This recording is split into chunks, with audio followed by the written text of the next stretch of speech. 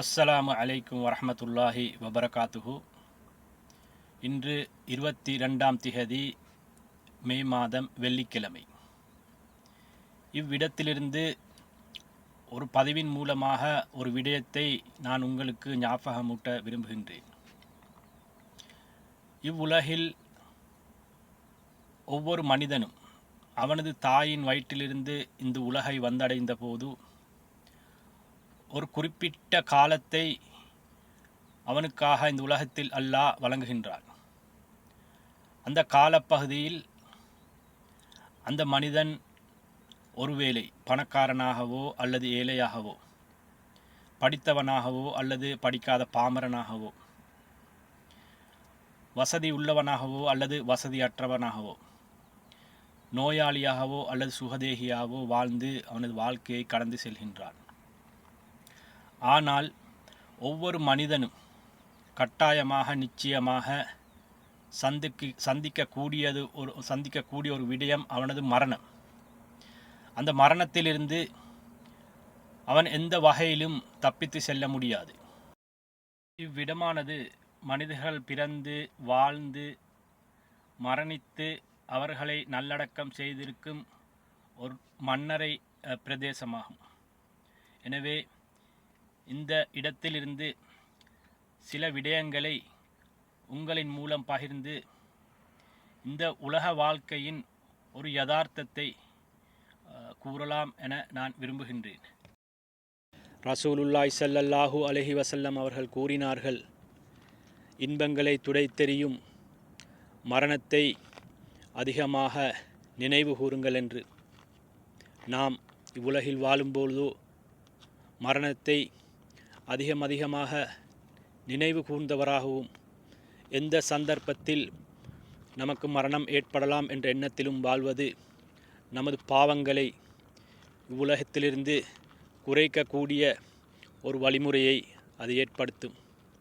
இன்னொரு முறை ரசூலுல்லாஹி ஸல்லல்லாஹு அலைஹி வஸல்லம் அவர்கள் கூறினார்கள், ஒரு மனிதன் இறந்துவிட்டால் 3 விடயங்கள் அந்த மனிதன் இறந்த பிறகும் அவனது மண்ணறையை நோக்கி வந்து கொண்டிருக்கும். முதலாவதாக சதகத்துல் ஜாரியா, அவன் செய்த நிலையான தர்மம். இரண்டாவதாக பயனுள்ள கல்வி, அவன் பிறருக்கு கற்றுக் கொடுத்து அந்த கல்வி அதன் மூலம் அவனுக்கு பயனளிக்கக்கூடியதாகும்.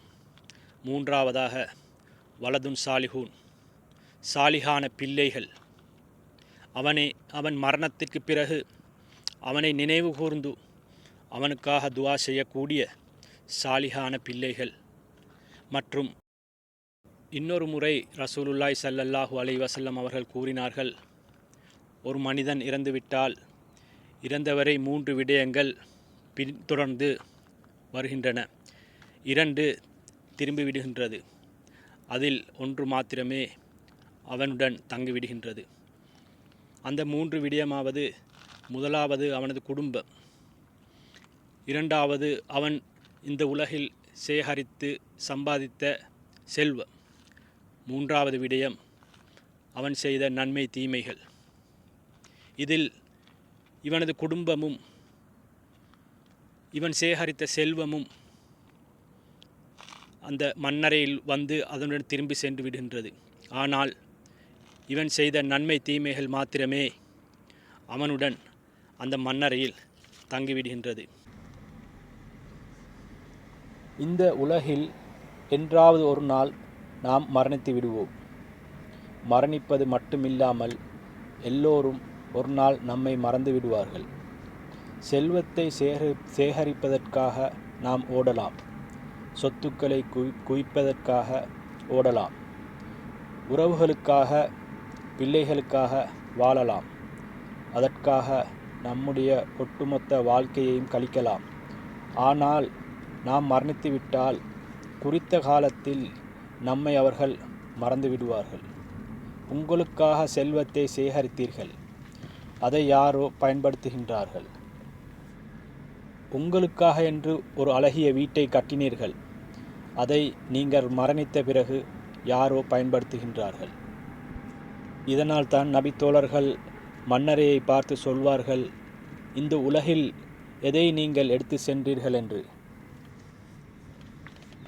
எனவே ஹலாலான முறையில் நாம் சம்பாதித்த சொத்துக்களை கொண்டு நாம் மரணித்த பிறகு மன்னரைக்கு நன்மை தரக்கூடிய செயல்களை செய்வோமாக. நாம் மரணித்த பின் நம்மை நினைவு கூர்ந்து துஆ செய்யக்கூடிய சாலிகான முறையில் பிள்ளைகளை வளர்ப்போமாக. நாம் இன்று சாதாரணமாக காணக்கூடியது ஒவ்வொரு குடும்பத்திலும் குடும்ப உறவை துண்டித்து வாழ்வது. ரசூலுல்லாஹி ஸல்லல்லாஹு அலைஹி வஸல்லம் அவர்கள் கூறினார்கள், எவன் குடும்ப உறவை துண்டித்து வாழ்கின்றானோ அவன் சுவர்க்கம் செல்ல மாட்டான்.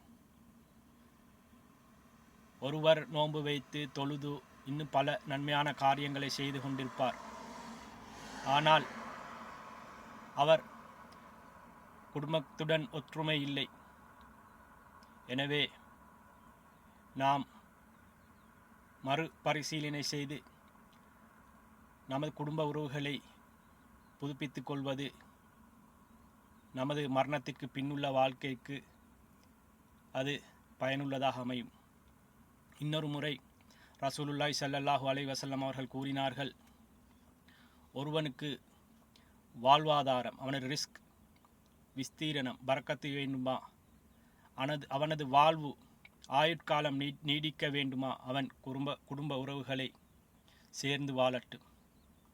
எனவே நமது மனத்தில் உள்ள கசப்புகளை மறந்து, கருத்து வேறுபாடுகளை மறந்து, வரும் காலங்களில் இன்ஷா அல்லாஹ் இன்னும் ஓரிரு தினங்களில் பெருநாள், அந்த பெருநாளில் நமது குடும்ப உறவுகளை புதுப்பித்து அந்த சுவர்க்கத்திற்கு செல்லக்கூடிய தடைக்கல்லாக உள்ள குடும்ப உறவை முறித்து வாழாமல் இன்ஷா அல்லாஹ் நமது மரணத்திற்கு பின்னுள்ள வாழ்க்கைக்காக இந்த வாழ்க்கையை அமைத்து கொள்வோமாக இன்ஷா அல்லாஹ்.